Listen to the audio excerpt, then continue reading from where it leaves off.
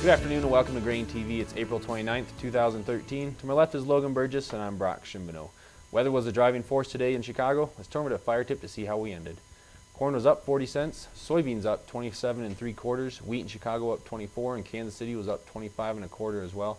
Like I said, Logan, it was a weather-driven market here today. Looks like the near-term outlook for the weather forecast has gotten a lot wetter, a little bit cooler than what was originally anticipated, and that's really what drove the market and got it excited here today, up about 40 cents. If we take a look at the outlook here for the next 24 hours, it looks like it's going to be pretty wet, like I said, across the part of the Midwest, eastern Iowa, into Illinois, and other parts of the Midwest there as well. So that's really what was driving the market here today.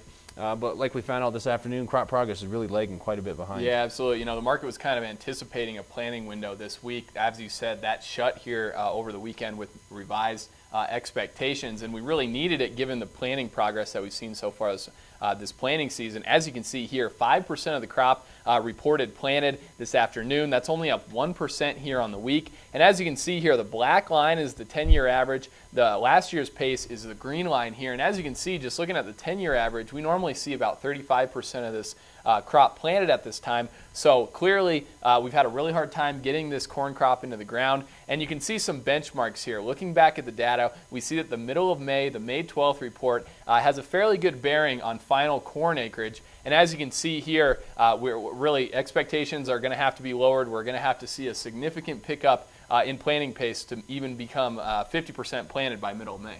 You know, given the slow progress that we had and the rally that we had today, do you think there's still more upside potential in the December futures, or do you think we're going to stall out here for a bit? You know, I think there is still some upside given the action that we saw today. We had a strong showing today. Wouldn't be surprising we saw a little bit of follow through in the overnight, especially in the front months.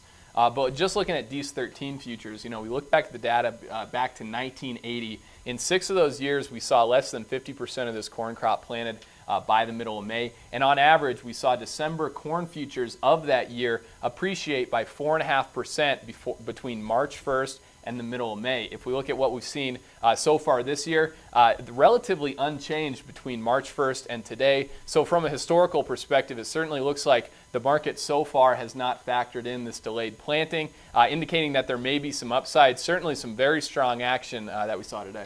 Yeah, I guess if a producer is going to take that information and apply it to their marketing program, you'd probably be looking at leaving the upside open somehow on your marketing. If you have some unpriced bushels, maybe put a put underneath it just to protect the downside a little bit. Yeah, absolutely. You know, we always advise people not to buy calls on big up days like today. We certainly saw some appreciation on these 13 corn calls. So maybe let's see if this thing can kind of run its course, see if we have a little bit of a pullback, and then it might be time to get kind of that lottery ticket call on this market. But certainly some very good action in the options today. And from the action that we saw today, it certainly looks like we could see things drift a little bit higher.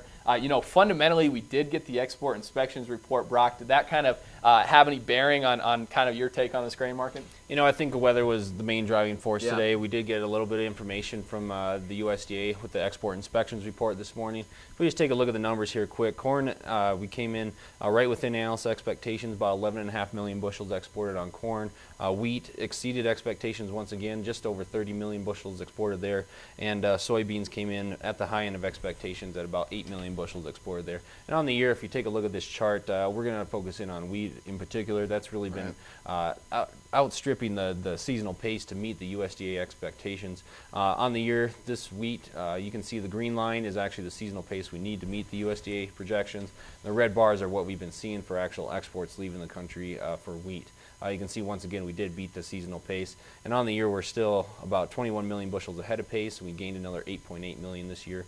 You know, just to give you an update on corn, we're about 23 million bushels behind pace there, and soybeans were about 106 million bushels ahead of pace, even though we continue to fall rather quickly on that pace. Absolutely. If you have any questions about our models here for export inspections, feel free to give us a call here at the office, 877-472-4607.